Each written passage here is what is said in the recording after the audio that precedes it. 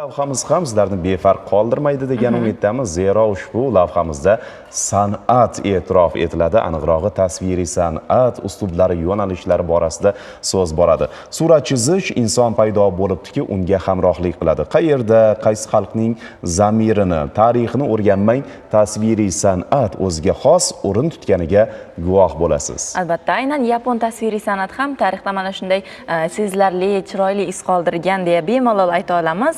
Kalligrafiya, sumio kabi rassomlik san'ati aynan mana shu kungacha xalqning bir necha asrlik madaniyatini qamrab olib kelmoqda.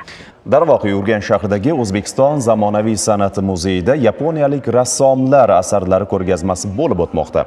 Bir oy davomida o'tkaziladigan bu ko'rgazmada foto san'ati, performans, kalligrafiya, rang tasvir san'ati namunalarini tomosha qilishingiz mumkin bo'ladi. Demak, hozirgi lavhamiz aynan mana shu ko'rgazmadan tayyorlangan. Birgalikda tomosha qilamiz, marhamat.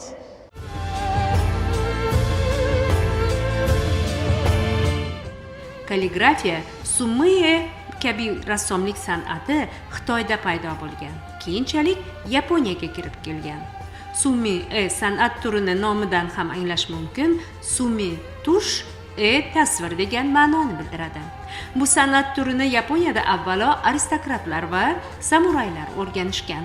Qadimgi sharqni mayin ichki his bilan sezib, yoqimli hissiyot mavzusi, mo'yqalamning yengil raqsi, meditativ holat.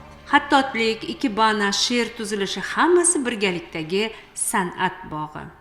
Sumie bu ko'p rangliligi bilan boshqa san'at turlaridan ajralib turadi va u akvarelga o'xshaydi. Asosan qora rang va suvga aralashtirilgan cheksiz ko'k ranglar majmui.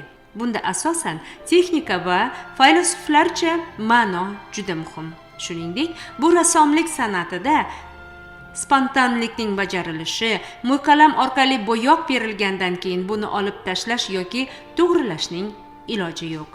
Bambuk sumie san'atida asosiy mavzu bo'lib, bunda turli xil chiziqlar va ranglarning nozik turlari muhim.